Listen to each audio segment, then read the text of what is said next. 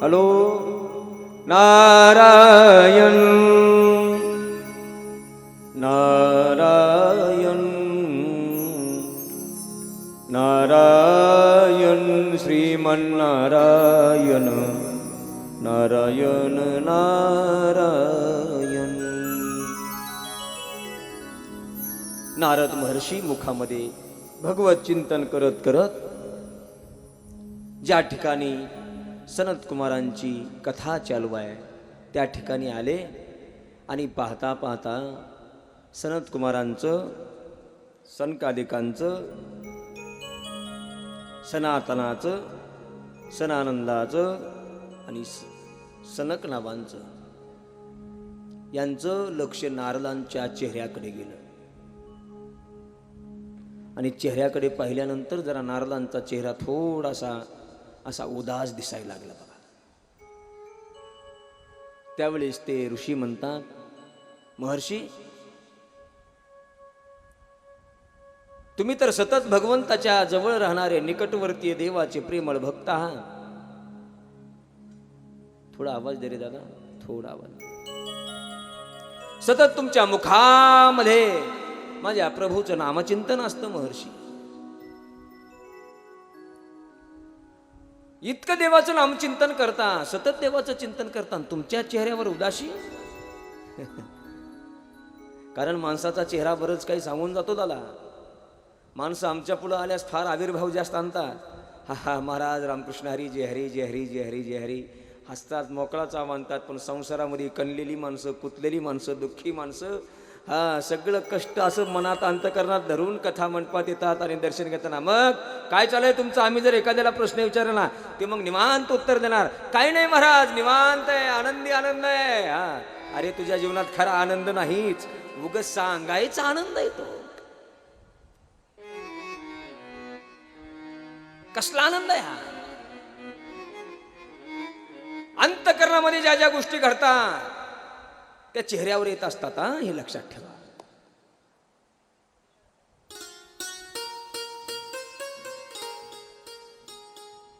त्या चेहऱ्यावर गोष्टी येत असतात. नारदांच्या चेहऱ्यावर उदासी दिसायला लागली. उदासी, ती उदासी ज्यावेळेस त्या ऋषींनी विचारलं ना दादा, त्यावेळेस नारद म्हणतात, काय सांगावं, मी या पृथ्वीचं भ्रमण करू लागलो. पृथ्वी फार उत्तम आहे, या पृथ्वीचं भ्रमण करतो. अहम तू पृथ्वी याती ज्ञात्वा सर्वात्मामिति पुष्करंच प्रयागंच काशी गोदावरी तथा हरिक्षेत्रं कुरुक्षेत्रं श्रीरंगं सेतुबन्धनं यवमादेषु तीर्थेषु ब्रह्ममान् इतस्ततः.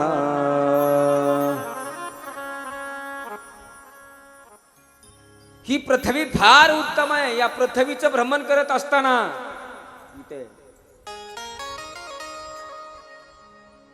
या पृथ्वीचं भ्रमण करत असताना काही काही ठिकाणी मी फिरलो बघा.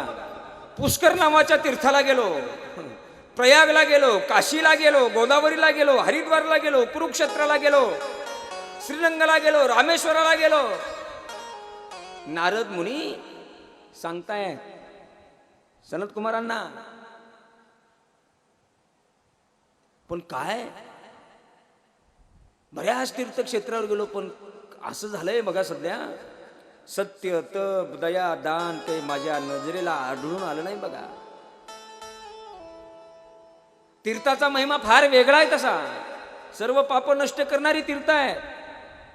पण असं झालंय तिथं सुद्धा पाप व्हायला लागले. थोड्या थोड्या गोष्टीसाठी लोक खोटं बोलायला लागली. थोड्या थोड्या गोष्टीसाठी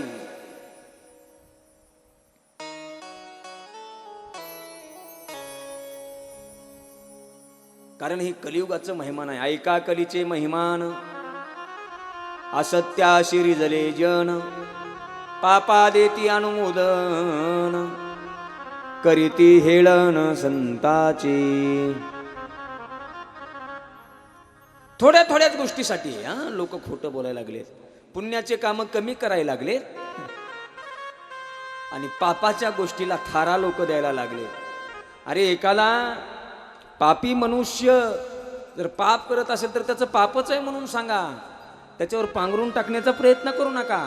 नाहीतर त्याला जर तुम्ही सहकार्य केलं ना, शास्त्र सांगतं पाप करणाऱ्यापेक्षा पापी माणसाला सहकार्य करणारा माणूस जास्त दोषी असतो. केले पाप त्याशी दिले अनुमोदन, दोघाशी पतन सारखेची. दोघांना सारखं पतन आहे. पाप करणारा जेवढा दोषी तेवढा पापी माणसाला सहकार्य करणारा व्यक्ती सुद्धा तेवढाच दोषी आहे. लोक खरं बोलत नाहीत. कलियुगाचा महिमाचाही तसा, लोक खरं बोलत नाही. थोड्या थोड्या गोष्टीसाठी लोक खोटं बोलायला लागले. पण एक लक्षात ठेवा, शेवटी विजय हा सत्याचा असतो. लक्ष ठेवा, विजय कोणाचा आहे? सत्याचा विजय आहे. कधीही सत्याचा विजय आहे. खोटेपणाचा विजय होत नसतो, लबाडीचा विजय कधी नसतो दादा. विजय सत्याचा असतो.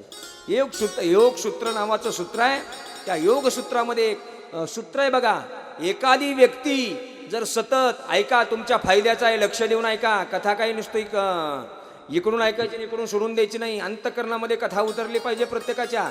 योग सूत्रात एक सूत्र आहे, एखादी व्यक्ती जर सतत 12 वर्ष सारखं खरं बोलली तर 12 वर्षाच्या नंतर ती व्यक्ती जे बोलल ते खरं झाल्याशिवाय राहत नाही. हे योग सूत्रातलं सूत्र आहे. म्हणून आपण खरं बोलण्याचा प्रयत्न करा. सत्य बोले तरी फुकासाठी जोडे हरी. नारद मुनी मग पुन्हा सांगतात, असं माझ्या नजरेला दिसलं. एवढंच नाही, याच्याही पुढे काही काही विचित्र माझ्या नजरेला दिसलं. अट्टशुला जनपदा शिव तुला द्विजतया, कामिन्या केशशुला संभवंती कलाव्य. अरे लोक या कलियुगामध्ये अन्नाचा विक्रय करायला लागलीत. ब्राह्मण लोक वेदाचा विक्रय करायला लागली. स्त्रिया आपलं शरीर विक्रीसाठी उपलब्ध करून द्यायला लागली. पाप या कलियुगामध्ये जास्त आहे. हे सगळे कलियुगाचे दोष आहे. पण मी असत फिरत फिरत फिरत फिरत ज्या ठिकाणी माझ्या भगवान श्री कृष्ण कन्हैयानं लीला केल्या त्या वृंदावनामध्ये गेलो. आणि वृंदावनामध्ये गेल्यानंतर माझ्या नजरेला असं एक दृश्य दिसलं. तिथं 16 वर्षाची तरुण मुलगी, तिच्यासोबत बऱ्याच कुमारिका मुली, आणि तिच्या मांडीवर 1-2 वृद्ध पुरुष निपचित पडलेले आहे. तिथं गेलो मी आणि तिला विचारलं, कोण आहेस तू? त्यावेळेस तिच्या डोळ्यामध्ये अश्रू आले. नारद सनकादिकांना सनत कुमारांना सांगतात, लक्षात देऊ नका. कथेचं तारतम्य लक्षात ठेवलं पाहिजे. हे भाषांतर कोणाचं हे आपल्याला कळालं पाहिजे. ती युवती म्हणते, मुनी तुम्ही साधू आहात, तुम्ही संत आहात. जीवनातलं दुःख साधूजवळ सांगत जावं. आपल्या जीवनातलं सुख दुःख संताजवळ सांगत जावं. तुम्ही संत आहात ना, मी तुमच्याजवळ सांगते. मुनी मी जी आहे ना, मी भक्ती आहे, भक्ती. आणि ह्या ज्या कुमारिका मुली आहेत ना, हे सगळी तीर्थ आहेत. गंगा, गोदावरी, यमुना, सरस्वती, कावेरी, हे सगळे तीर्थ आहेत. ही माझी सेवा करण्यासाठी आलेले आहेत. मग नारद मुनी प्रश्न करतात, हे 2 वृद्ध पुरुष कोण आहेत? ती म्हणते, ही माझी 2 मुलं आहेत. एकाचं नाव ज्ञान आहे आणि दुसऱ्याचं नाव वैराग्य आहे. मग नारद मुनी म्हणतात, तू तर दिसायला तरुण दिसतेस आणि तुझे मुलं वृद्ध. मग त्यावेळेस भक्ती माता म्हणते, हेच माझ्या दुःखाचं तर मूळ कारण आहे ना.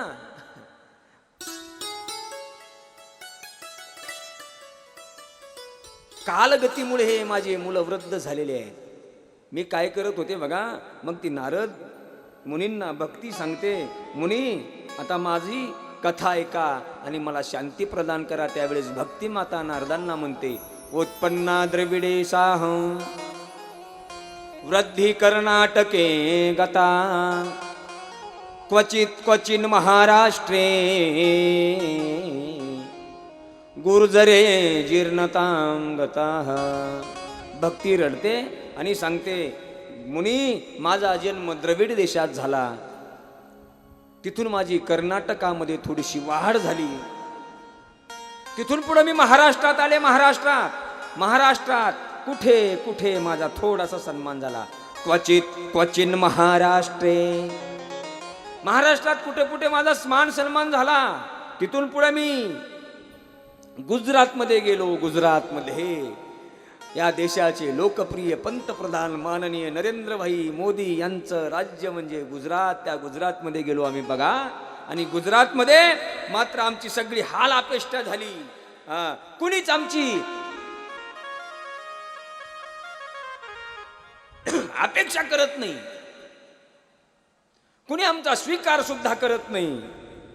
सगळ्यांनी आमची उपेक्षाच केली. कुणी आम्हाला टाकून बघावं, वाईट भावनेने आमच्याकडे बघावं. आम्हाला मान नाही, सन्मान नाही. तिथून पुढं मग तिथं माझी मुलं हे दोन वृद्ध झाली. तिथून पुढं मग आम्ही भगवान कृष्ण कन्हैया लीला ज्या वृंदावनात केल्या त्या वृंदावनात आलो. मग इथे आल्यानंतर मला थोडा मान मिळाला आणि मान मिळाल्यानं म्हणून मी तरुण झाले. पण या दोघाकडे कुणीच पाहत नाही हो, म्हणून हे म्हातारीच राहिली बघा. काही करा मुनी, काही करा, माझी ही दोन मुलं तरुण झाली पाहिजे. आता मुनी मला एक सांगा, पाहताना तरी जगाला बरं वाटेल का हो? आई तरुण आहे आणि मुलं म्हातारी आहेत, हे योग्य दिसतं का? हे योग्य वाटतं का मुनी तुम्हाला? त्या भक्ती मातेचं दुःख नारदांनी ऐकलं. नारदांनी तिला वचन दिलं, काळजी करू नको, तुझे हे मुलं मी तरुण केल्याशिवाय राहणार नाही. मग तिथून नारद मुनी वचन देऊन भक्तीला निघाले. आणि ती भक्ती माता सुद्धा नारदांची स्तुती करते. जयति जगति माया यस्य कायादवस्ते वचनै रचनम् एकं केवलं चाकलय्या ध्रुवपदमपि यात्ते यत्कृपा पातु ध्रुवोऽयं सकलकुशलं पात्रं ब्रह्मपुत्रं नतास्मि. भागवत महात्म्यातला सुंदर श्लोक आहे. हे कलियुगामुळं सगळं घडलंय. मग त्यावेळेस नारदांनी, आता नारदांच्या मनात चिंता वाटायला लागली. आता भक्तीचे मुलं दोन्ही तरुण करायचे. मग याच्यासाठी अनेक पृथ्वीचं ब्रह्मन नारदांनी चालू केलं. बऱ्याच ऋषीमुनींच्या आश्रमात चालू केलं. बऱ्याच ऋषीमुनींना प्रश्न विचारायला चालू केले. ऋषीमुनींना प्रश्न विचारायला चालू केली. काही ऋषींनी म्हणावं, अरे बापरे, नारद महर्षी म्हणजे देवाच्या जवळचे आहेत, हे मुद्दाम आपली परीक्षा तर घेत नसतील. कुणाला वाटावं, अरे मुद्दाम आपलं सत्व तर घेत नसतील. मग काही ऋषीमुनींना वाटावं, काही ऋषीमुनींना भीती वाटायला लागली. ऋषीमुनी म्हणायला लागले, काहींना माहीत असून सुद्धा म्हणायचे काहीच नाही, हे आम्हाला माहित नाही. काहींनी तर नारदांचा प्रश्न ऐकून पळूनच जावं. ऋषीमुनी सुद्धा नारदांना भ्यायला लागले. काहींना वाटायला लागलं आपला हसं तर व्हायचं नाही, म्हणून त्यांना उत्तर कोणी देत नव्हतं. पण वैराग्याला जर जाग करायचं तर मग नारदांनी आणखी काही प्रयत्न केले. वैराग्याच्या कानाजवळ करायचं, गीतेचा पाठ करावा, सुक्ताचा पाठ करावा, विष्णू सहस्त्रनामाचा पाठ करावा, ज्ञान वैराग्याच्या कानावर भगवत चिंतन करावं. जितकं भगवत चिंतन होईल तितक्यापुरती त्यांना जाग यावी. नंतर ते निश्चित पडावेत. नंतर निश्चित पडावेत. मग मात्र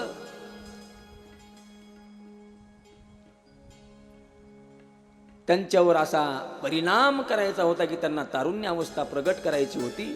मग त्यावेळेस हरिद्वार नावाजवळ आनंद नावाचा घाट आहे. तिथं सांगितलं, तुम्हाला त्यांना तरुण करायचं असेल तर श्रीमद भागवत कथेचं आयोजन करा. आणि श्रीमद भागवत कथेची 7 दिवसाचा सप्ताहविधी केल्यानंतर हे जे भक्तीचे 2 ज्ञान आणि वैराग्य नावाचे मुलं आहेत, ते तरुण झाल्याशिवाय राहणार नाहीत. आनंद नावाच्या घाटावर कोमल अशी रसरशीत पसरलेली वाळू आहे, वृक्षवेल्य आहे, पशुपक्षी आहेत. तिथं सर्व पशुपक्षी आपला वैरभाव विसरून एका ठिकाणी राहतात. असा त्या घाटात आनंद नावाच्या आश्रमामध्ये तिथं सुंदर असा ते 7 दिवसाचा सप्ताहविधी त्या ठिकाणी आयोजित केला आणि त्या ठिकाणी नारद मातांना भक्तींना त्या ज्ञान वैराग्याला घेऊन आले. सर्व नद्या, सर्व तीर्थ, सर्व सिद्ध पुरुष, ऋषी मुनी सर्वजण त्या ठिकाणी आले.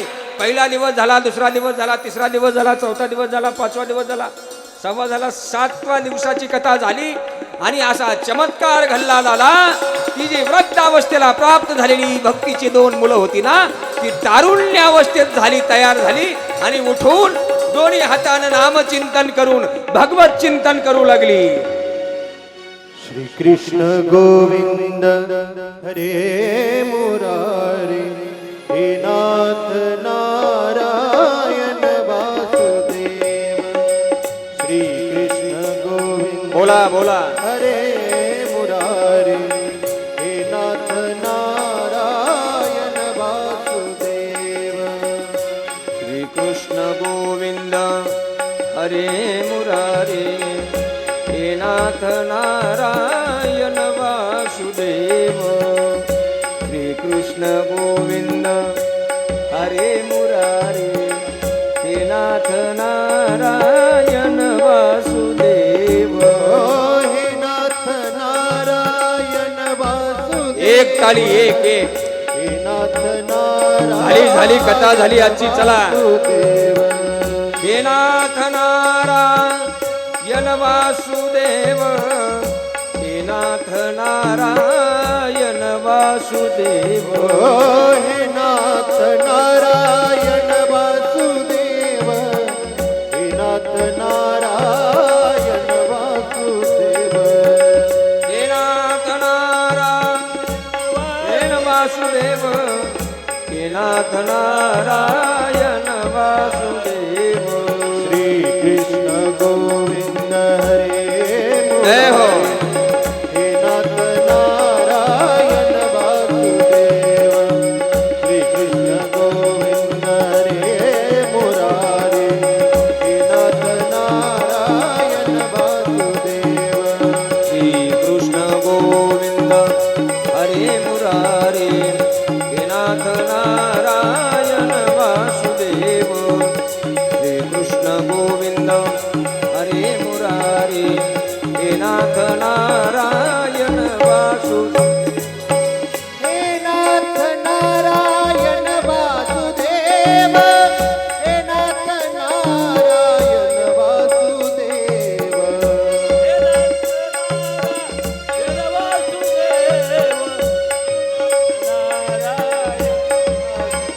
बोल श्री कृष्ण गोविंद जय हो. हरे मुरारी, हे नाथ नारायण वासुदेव. श्री कृष्ण गोविंद हरे मुरारी, हे नाथ नारायण वासुदेव. कृष्ण गोविंद हरे मुरारे, हे नाथ नारायण वासुदेव. मुरारे, हे नाथ नारायण वासुदेव.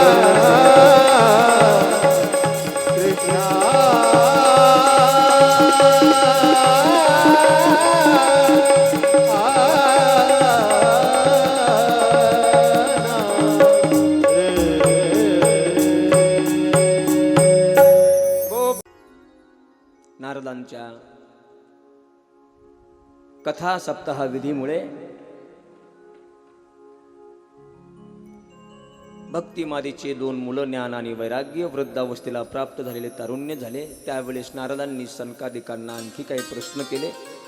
ही कथा कोणी कोणी ऐकल्यानंतर खूप उद्धार होतो. त्यावेळेस सनकादिक सांगतात, पापी मार्गानं वागणारे, अधर्मानं वागणारे, वाम मार्गानं वागणारे, क्रोधी लोक, कपटी लोक, कामातुर लोक, सत्यापासून दुरावलेले, मातापित्याची निंदा नालस्ती करणारे, आश्रम धर्माचं पालन न करणारे, या सगळ्या दोषी लोकांनी जरी 7 दिवस कथा ऐकली ना लाला, त्यांचे पाप निघून जाऊन त्यांना पुण्य प्रदान होतं. म्हणून कथा ऐकायची असते. मग तुम्ही म्हणताल घोटक्यामध्ये तर आमच्या दरवर्षीच भागवत कथा आहे, मग आम्ही पाप आमच्याकडे नसतीलच. पण एक ऐका, इथून मागं नकळत घडलेली पाप निघून जातात आता कथा ऐकायची, महाराजांच्या मुखातून ऐकायचं. इथून मागचे पाप आपले नष्ट झाले. कथा ऐकली आपण 7 दिवस, सर्वांगाचे कान करून कथा ऐकली आणि आपले पाप नष्ट झाले. आणि कथा ऐकून पुन्हा सुरुवातीसारखे जर पाप करायला लागले, मग मात्र ते जात नसतात. हे लक्षात राहू द्या. हे लक्षात राहू द्या. कथा ऐकून पुन्हा पाप करायची नाही. कथा ऐकण्याच्या अगोदर तुमच्याकडून आता इथून मागचे 2024 वर्ष चालू आहे. इथून मागचे आपण केलेली पाप कथा श्रवणाने जातात. पण आता येणाऱ्या 2025 मध्ये पुढच्या वर्षा कथेपर्यंत आपण पापच करायचं नाही ना. कसल्या कसल्या पाप्यांचा उद्धार होतो त्या अनुषंगाने एक कथा आली. एक 10 मिनिटांमध्ये आपण कथा सांगणार आहेत आणि आजच्या कथेला पूर्ण विराम देणार आहे. त्याला गोकर्ण आख्यान म्हणतात आणि आत्मदेव ब्राह्मणाची कथा म्हणतात. तुंगभद्रा नदी काठी एक उत्तम नावाचं शरीर आहे आणि त्या उत्तम नावाच्या शहरामध्ये, नगरामध्ये एक वेदशास्त्राचा जाणकार आत्मदेव नावाचा ब्राह्मण राहतोय. ऐका, सदाचारी ब्राह्मण होता, कुलवान ब्राह्मण होता, नित्यकर्म करणारा ब्राह्मण होता. सकाळपासून सायंकाळपर्यंत ब्रह्मवृंदामध्ये जे काही नित्याचे कर्म असतात त्याचं पालन करणारा ब्राह्मण होता, सदाचारी होता. त्याचं लग्न झालं आणि त्याच्या पत्नीचं नाव धुंदुली होतं. पहा, ऐका,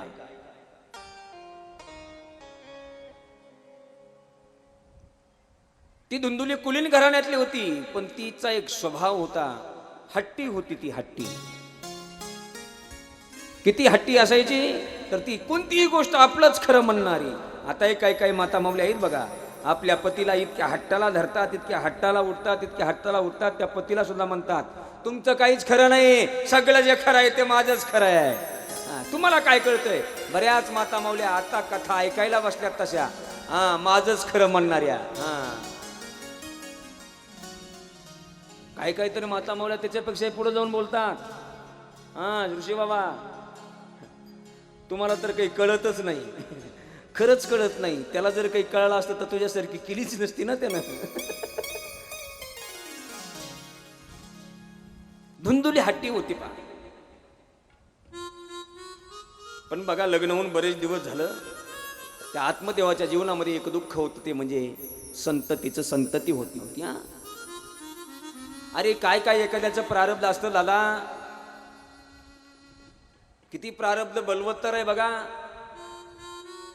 पत्नीला तर मुलगा होतच नाही, संतती होतच नाही, पण बघा त्यानं एक अंगणामध्ये, त्या आत्मदेवानं त्याच्या अंगणामध्ये एक झाड लावलं. झाड, ते झाड सुद्धा वांज निघालं, त्या झाडाला सुद्धा फळ लागायचं नाही. अरे त्या आत्मदेवाच्या दारामध्ये एक गाय होती. गाय ही बरेच दिवस त्यानं सांभाळली, पण त्या गाय सुद्धा ती वांज निघाली, वांज.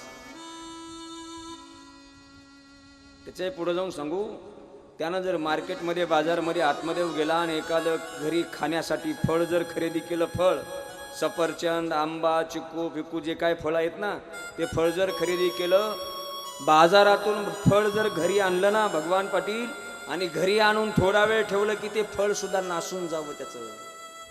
इतकं बघा, इतकं काही जणांच्या मागं ग्रह खरतड असतात. आत्मदेव सारखा विचार करायचा, माझी गाय वांज, माझ्या अंगणातलं झाड त्याला फळ लागत नाही, पत्नीला मूलबाळ होत नाही, अरे घरी फळ आणलं तरी ते नासून जातं, काय असेल? वैतागला आत्मदेव. शास्त्र सुद्धा सांगतं दादा, काही लोकांचं शास्त्र सुद्धा धिक्कार करतं.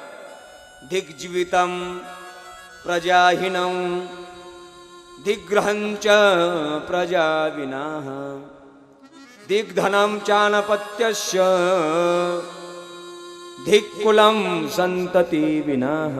अरे ज्याच्या जीवनात पैसा नाही, दिग्वितम, पैसा नाही ना, त्याला मान सन्मान नाही. ज्याच्या पाठीमागं माणूसबळ नाही त्याला मान सन्मान नाही. प्रजाहीनम, ज्याच्याकडे धन नाही आणि ज्याच्या कुलामध्ये संतती नाही ना, शास्त्र म्हणतं त्याच्या कुळाचा धिक्कार आहे, धिक्कार. आत्मदेव इतका सतत चिंतन करायचा, माझं कशामुळे असे होत असेल, काय होत असेल. एके दिवशी आत्मदेवाने विचार केला आणि आत्मदेवाने विचार करून म्हटला, अरे आपण जर रस्त्याला फिरायला गेलो तर गावातली काही चांडाळ चौकडी रस्त्याची माणसं सुद्धा माझं जर चेहरा पाहिला आणि माझं जर तोंड पाहिलं ना, माझ्या तोंडाकडे पाहून म्हणतात, अरे आला रे पुत्री, ह्याचं तोंड बघू नका, ह्याचं जर तोंड पाहिलं ना दिवसभर आपलं काम यशस्वी होत नाही. प्रत्येकाच्या गावामध्ये एक वट्टा असतो बघा, वटा. त्या वट्याचं नाव फार चांगलं असतं. हं? त्या वट्याचं नाव काय? शाब्बास पाटील, कुच्चर वटा. त्या वट्याचं नावच कुच्चर वटा. आणि त्या वट्यावर बसणारी माणसं, तुम्ही म्हणा, मी कशाला म्हणू, त्यांना कामच नाही. आत्मदेव जर घराच्या बाहेर निघाला ना सकाळी, तर त्या कुच्चर वटेवर बसलेल्या माणसाने, आला रे बघा निपुत्री, आला बघा, आला बघा, आता दाखवतो आपल्याला तोंड. नाही पाहिजे याचं तोंड, ह्याचं तोंड पाहिलं तर दिवस आपला चांगला जाणार नाही. आत्मदेवानं खाली मान घालावी. आणि आत्मदेवाच्या तर त्या लोकांनी पुन्हा पुन्हा इतकी हिंमत करायची चालू केली, आत्मदेव जवळ आला तरी तोंडावरच म्हणावं, ए निपुत्र्या, कशाला बाहेर आला रे तू. मग मात्र आत्मदेवानं प्रत्युत्तर न देता खाली मान घालावी आणि डोळ्यामध्ये अंतकरण दाटून यावं, डोळ्यामध्ये अश्रूच्या धारा याव्यात. काय माझ्या प्रारब्धात भोग असेल दादा. लोकांचं इतकी बोलणे मलाच खायला कशामुळे लावित असेल देव. अरे रस्त्याला गेलं तर माझं कोणी तोंड पाहत नाही. मग हे तोंड, ह्या देहाचं तोंड जरी लोक या तोंड पाहण्याचा इतका धिक्कार करीत असतील तर हे देह ठेवायचाच कशाला. आत्महत्या करण्याचा विचार केला आणि आत्मदेव जंगलात निघाला. आणि जाता जाता जंगलामध्ये, उन्हाळ्याचे दिवस होते, मरायचं तर आहे आपल्याला, पण तहान लागली ना, एक सरोवर आहे, या सरोवरामध्ये जाऊन थोडंसं पाणी प्यावं. पाणी पिऊन आपण आत्महत्या करावी. सरोवराच्या काठी गेला, सरोवराच्या काठी एक झाड होतं, सरोवराच्या काठावर गेला, पाणी पितोय आणि त्या झाडाखाली एक साधू महात्मा देवाचं चिंतन करत बसलेले आहे. पाणी पिला आणि पाणी पिल्यानंतर साधू महात्म्याची नजर केली आणि पाणी पिऊन ह्याची पण साधू महात्म्यावर नजर गेली. साधू महात्म्यावर नजर केल्यानंतर ते म्हणला, विचार केला, आता चांगला योग जीवनात आहे बुवा माझ्या, अशी तशी तर मला आत्महत्याच करायची आहे. पण जाता जाता साधू पुरुष दिसायला लागले, त्या साधू पुरुषाचं दर्शन तर घेऊन मरावं. चांगलंय, मरताना साधूचं दर्शन घेऊन मेल्यास तरी काहीतरी मला पुढचा जन्म तरी चांगला मिळेल. दादा, आत्महत्या करायचा कधीच कुणी विचार करायचा नाही, हे लक्षात राहू द्या. आत्महत्या करणारा माणूस कधीच, त्याला 84 लक्ष योनी भोगायला मिळत नसतात.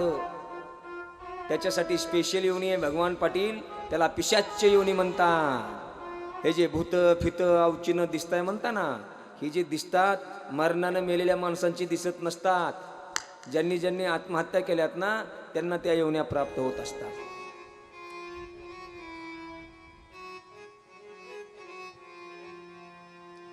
साधूच्या दर्शनाला आत्मदेव गेला आणि दर्शन घेऊन साधूला म्हणतो,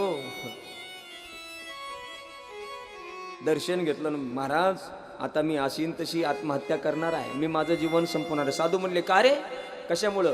मग सगळा प्रकार त्या साधूला सांगितला. अरे महाराज, माझं लग्न होऊन बरेच दिवस झालं, मला मुलगा नाही, घराच्या बाहेर निघालो की गावातले लोक मला चांगलं बोलत नाहीत, मग हा देह ठेवायचाच कशाला. साधूंनी त्याचं कर्मरेखा पाहिली तर ह्या तर जन्मात त्याला पुत्र संतती नव्हतीच, पण तिथून पुढे 7 जन्मात त्याला पुत्र संतती नव्हती. पण एक लक्षात ठेवा, इतकं जरी कर्म माणसाचं बलवत्तर असेल तर एखाद्या साधूचा प्रसाद माणसाचं जीवन सफल करू शकतो. मग त्या साधूनी जरी 7 जन्म जरी पुत्र रत्न तुझ्या प्रारब्धामध्ये नसेल, त्या साधूनं झोळीमध्ये हात घातला आणि एक फळ काढलं आणि त्या आत्मदेवाच्या हातात दिलं आणि सांगितलं, आता घरी जा आणि हे फळ तुझ्या पत्नीला खायला दे.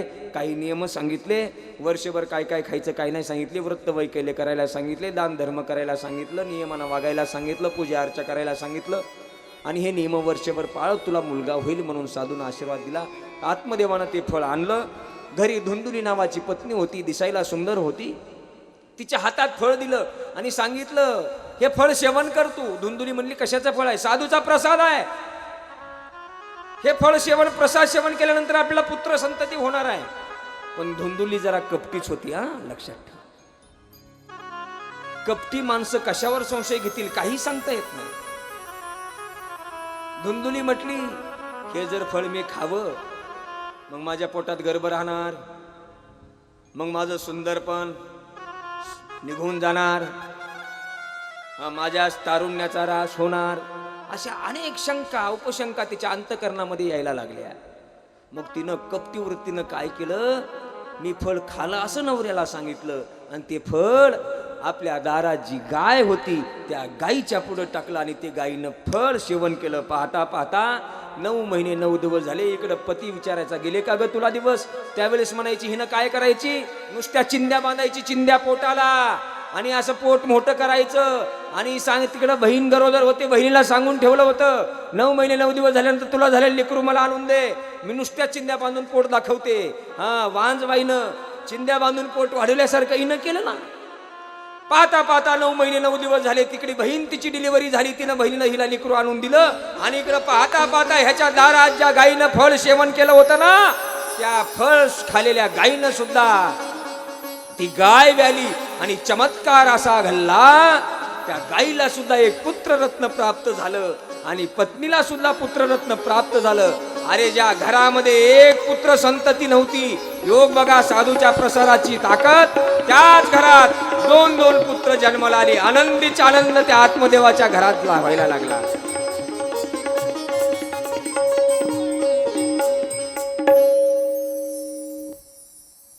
मग आता त्या लेकरांचा नामकरण विधी, हा धुंदुलीचा पुत्र म्हणून ह्याचं नाव ठेवलं धुंदुकारी आणि गायीपासून जन्माला आला म्हणून त्या पुत्राचं नाव ठेवलं गोकर्ण. आता दोन्ही भाऊ. गोकर्ण साधूच्या प्रसादाचा असल्यामुळं ज्ञानी निघाला, पंडित निघाला, सात्विक निघाला.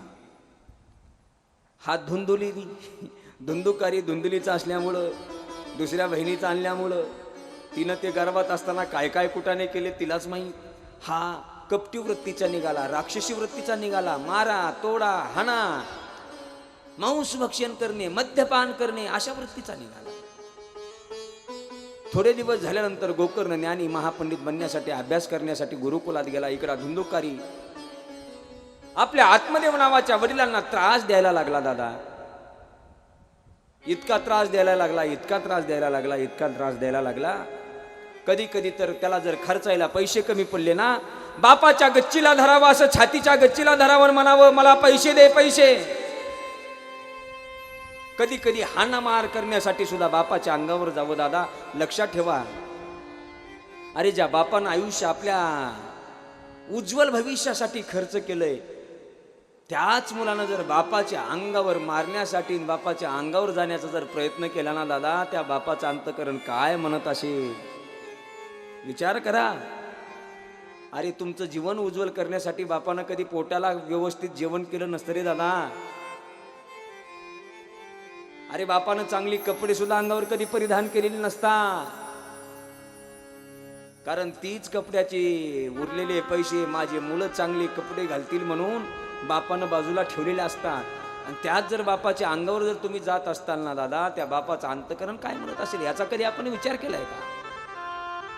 परत आत्मदेव ह्याच्या राग पुन्हा आत्महत्या करायला निघाले. मात्र मग त्यावेळेस गोकर्ण भेटले. गोकर्णाने आपल्या पित्याला उपदेश केला. जरी पुत्र गोकर्ण असले तरी उपदेश बापाला करतात. कधी कधी चांगलं जर मुलगा सांगत असेल तर मुलाचं सुद्धा बापानं ऐकलं पाहिजे. कधी कधी नवरे सतत बायकांना सांगतात, बायका ऐकतात, पण एखाद्या वेळेस बायको जर नवऱ्याला चांगलं सांगत असेल तर ते नवऱ्यानं ऐकलं पाहिजे का नाही? ऐकलंच पाहिजे, ऐकलंच पाहिजे. हिताचा निर्णय असल्यास उपदेश तो भलत्या हाती झाला चित्ती धरावा. गोकर्णाने पित्यांना उपदेश केला. सांगितलं बाबा आता तुम्ही काही करू नका, तुम्ही फक्त भगवत चिंतन करा. मग वडील घराच्या बाहेर गेले आणि भगवत चिंतन करायला लागले. मग आता मात्र घरी फक्त धुंदुली आणि धुंदुकारी. मग मात्र आता त्याने बाप घराच्या बाहेर गेल्यामुळे हा थोडा मोकळा पडला. मग त्याच्या आईला त्रास द्यायला चालू केला. धुंदुलीला हाणायला लागला, मारायला लागला. सांग पैसे कुठे ठेवले, बापानं धन कुठे ठेवलंय? रात्रीच्या एका दिवशी 12 वाजता आईला हानमान करू लागला. मग मात्र त्या धुंदुलीला सुद्धा कंटाळा आला रे दादा.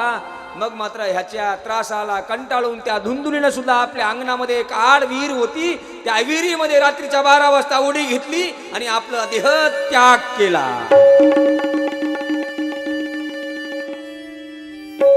आता बघा, बाप घराच्या बाहेर, माईनं सुद्धा आत्महत्या केली. गोकर्ण तर घरी राहतच नव्हते. आता एकटा धुंदुली घरी राहिला. मग आता तर मोकळाच पडला. मग ह्यानं काय केलं बघा, घरामध्ये 4-5 वेश्या आणून ठेवल्या. रस्त्यानं फिरायचा, कुत्रे हातात घ्यायची, चोऱ्या करायच्या, माऱ्या करायच्या, त्या वेश्यांचे चोजले पुरवण्यासाठी करून ते धंदे करायचे. एका दिवशी राजाच्या घरी चोरी केली, सगळा मुद्देमाल आणला, घरी ठेवला. पाहता पाहता त्या वेश्यांना कळालं की यांनी राजाच्या घरी चोरी केलेली आहे. त्या वेश्यांनी 5 जणींनी विचार केला, अरे ह्यानं आज राजाच्या घरी चोरी केली, ही जर बातमी राजाला कळली तर राजा ह्याला तर मारीलच, पण आपलं सुद्धा काही खरं नाही. म्हणून 5 वेश्यांनी विचार करून आज संध्याकाळी ह्याचा काटा काढायचा ठरवलं. त्या रात्रीच्या वेळी त्या 5 वेश्यांनी ह्याचं असं मान पिळू पिळू, तोंडामध्ये बुक्क्याचा मार देऊ देऊ, मान पिळू पिळू त्याला जाग्यावर ठार मारलं. ते काय असा मरत नव्हता, त्याच्या तोंडात आगीरची निखारे टाकली. आणि मग काय केलं, त्याला मारलं ते मारलं. आता ह्याला कुठंतरी बाहेर नेऊन त्याचा विधी करण्यापेक्षा बाहेर उघडं पडेल म्हणून त्यांनी घरातच खडा खणला आणि घरातच पुरला. कोण कोण घरात कोण पुरला? कोण पुरला?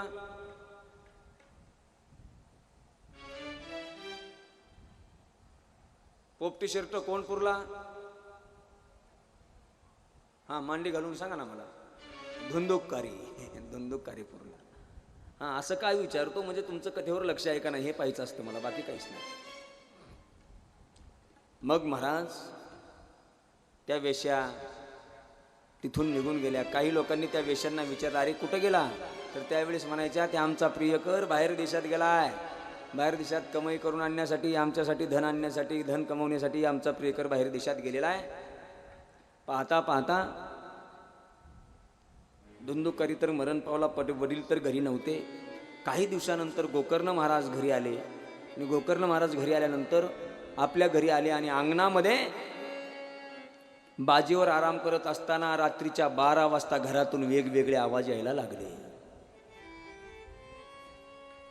कधी मांजरेचाच आवाज यावा, बर का ऋषी महाराज, कधी कधी बोकडाचा आवाज यावा, राहू द्या, कधी कधी कुत्र्याचाच आवाज यावा. चित्र विचित्र आवाज यायला लागले. गोकर्ण महाराजांना झोप येऊ देत नव्हते. कधी कधी शिडीचं रूप धारण करावं, कधी कधी बोकडाचं रूप धारण करावं, कधी कधी कुत्र्याचं रूप धारण करावं. गोकर्ण महाराज म्हटले, कोण आहेस रे तू, कशामुळे त्रास देतोस? गोकर्ण महाराजांनी आपल्याजवळ कमंडल होता, त्या कमंडलूतलं अभिमंत्रित केलेलं पाणी त्याच्या अंगावर टाकलं. मग मात्र तो धुंदुकारी पिशाच्योनीला गेलेला बोलायला लागला आणि म्हणतो, अहम भ्राता तुदयोस्मी धुंदुकारिते नामता स्वकीय नैव दोषन ब्रह्मत्वं नाशितं यया. हे बंधू, मी तुझा भाऊ धुंदुकारी आहे. माझं ब्रह्मत्व नष्ट झालंय. मी वागू नये तसं वागलो, करू नये ते धंदे केले, खाऊ नये ते खाल्लं, पिऊ नये ते पिलंय, आणि माझा असा मृत्यू झालाय आणि मला पिशाची योनी प्राप्त झालेली आहे. आता याच्यातून तूच माझा उद्धार करू शकतोस. आता पर्याय नाही, दुसरं कोणी माझा उद्धार याच्यामध्ये करू शकणार नाही. सकाळ झाली. पाहता पाहता गोकर्ण महाराज विचार करतात, आता माझ्या भावाचा उद्धार कशाने होईल. याच्या अगोदर तर गया क्षत्री जाऊन मी त्याचं पिंडदान केलेलं आहे. पिंडदान माणसानं करत जावं. पिंडदान केलेलं पुण्य पितरांसाठी चांगलं असतं. आपल्या घरातून एखादा अतृप्त आत्मा गेला असेल तर त्याच्यासाठी पिंडदान करणं गरजेचं असतं. पिंडदान करूनही मुक्ती मिळत नाही. त्यावेळेस ते धुंदुकारी म्हटला, अरे हजारो पिंडदान केलास तरी काय माझा मोक्ष मिळणारच नाही ना. अरे चांगलं वागून मेलेल्या माणसांना लवकर मोक्ष मिळणार, वाईट वागून मेलेल्या माणसांना काय लवकर थोडंच मोक्ष मिळणार आहे. मग गोकर्ण महाराज सूर्याचे उपासक होते. दुसऱ्या दिवशी काय करावं म्हणण्याच्या अगोदर आपल्या सूर्यालाच विचारावं म्हटल्यानंतर सूर्याची गतीच थांबवली गोकर्ण महाराजांनी. आणि सूर्यदेवांनी सांगितलं, तुझ्या बंधूचा उद्धारच करायचा असेल तर आता दुसरं तिसरं काहीच करू नको. 7 दिवसाचा श्रीमद भागवत कथा ज्ञान यज्ञ सोहळा चालू करा. आणि मग 7 दिवसाचा त्याच्या स्मरणात भागवत कथा ज्ञान यज्ञ सोहळा चालू केल्यानंतर तुझ्या पिशाच चेवणीला गेलेल्या भावाचा उद्धार होईल. उद्धार सांगितल्याप्रमाणे गोकर्ण महाराजांनी कथेसाठी व्यासपीठ तयार केलं, मंडप टाकला. ऐकायला ऋषी मुनी सिद्ध देवता सर्व सर्व सर्व लोक ऐकण्यासाठी कथा श्रवणासाठी मंडपामध्ये बसले. गोकर्ण महाराज कथा चालू करतात आणि त्या मंडपाला बांबू लावलेले होते. एका बांबूमध्ये सूक्ष्म रूप धरून त्यांचा पिशाच चेवणीला गेलेला भाऊ धुंदुकारी त्या बांबूमध्ये प्रवेश करतोय. पहिल्या दिवसाची कथा झाली, चमत्कार घडला. पहिली वेळूची गाठ फुटली. दुसऱ्या दिवसाची कथा झाली, दुसरी गाठ फुटली. तिसऱ्या दिवसाची कथा झाली, तिसरी गाठ फुटली. चौथ्या दिवसाची कथा झाली, चौथी गाठ फुटली. 5व्या दिवसाची कथा झाली, 5वी गाठ फुटली. 6व्या दिवसाची कथा झाली, 6वी गाठ फुटली. कथेची सांगतेचा दिवस 7व्या दिवसाची कथा समाप्त झाली आणि 7वी गाठ फुटून त्या बांबूमधून दिव्य देह धारण करून धुंदुकारी प्रगट झालेला आहे. आणि दोन्ही हात जोडून तोच धुंदुकारी स्तुती करायला लागलाय. धन्य भागवती वार्ता प्रेत पीडा विनाशिनी सप्ताहोपी तथा धन्य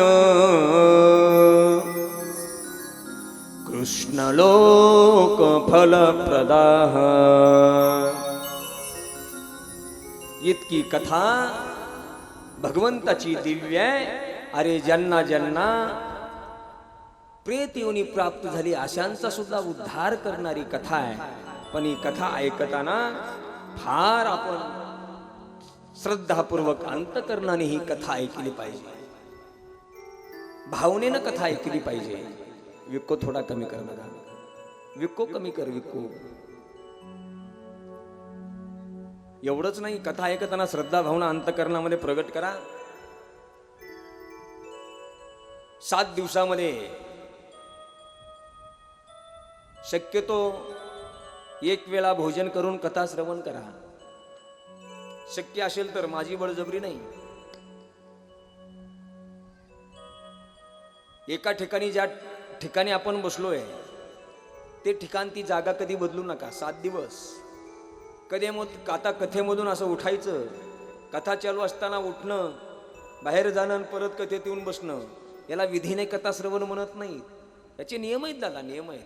तुम्ही म्हणता मग अरे गोकर्णानं धुंदुकारीचा उद्धार केला, भक्तीचे 2 ज्ञान वैराग्य मुलं, त्यांना जरा अवस्था प्राप्त झालेली, ती तरुण झाली, त्यांना इतकं फळ मिळतं कथेचं आम्हाला का मिळत नाही? अरे श्रोत्याचे सुद्धा 3 प्रकार असतात, श्रोता, सरोता आणि श्रोता. श्रोता निष्ठेनं कथा ऐकत होतो श्रोता. सरोता, उर्दूमध्ये सरोदाला आडकिता म्हणतात, आडकिता भगवान पाटील. त्याचं कथेमध्ये जीव बसलेला, कथेमध्ये देह असतो आणि त्याचं सगळं चित्त घराकडे असतं. आणि श्रोता म्हणजे कथा चालू झाली त्या श्रोत्याला निवांत झोप लागते. ज्या वेळेस कथेची आरती होईल त्याच वेळेस विचारा उठतो, किती पुण्यवान असेल तो. आपल्याला सुद्धा कथा नक्कीच फल प्रदान करते. म्हणून कथा ऐकताना श्रद्धेनं कथा ऐका. 7 दिवस वेळातला वेळ काढून कथा श्रवण करा. कथे इतकं पुण्य या जगतामध्ये दुसरं कोणतं नाही. अशी श्रीमद भागवत कथा आपल्या गावामध्ये समापन्न होते. आज आपण भागवत महात्म्य पाहिलेलं आहे. पहिल्यांदा कथा ही सुतांनी सौनकांना सांगितली, दुसऱ्यांदा कथा ही नारदांना सनकादिकांनी सांगितली आणि तिसऱ्यांदा हीच भागवत कथा राजा परीक्षितीला भगवान सुखदेवांनी सांगितली. अशी कथा आता आपण उद्यापासून आणखी बऱ्याचशा भगवंताचा आणि भगवंताच्या दिव्य दिव्य भक्तांचं चरित्र पाहणार आहोत. आजचा संकल्पित वेळ या ठिकाणी समाप्त झालेला आहे. उद्या दुपारी येण्यासाठी तुम्ही उशीर करताय गड्या.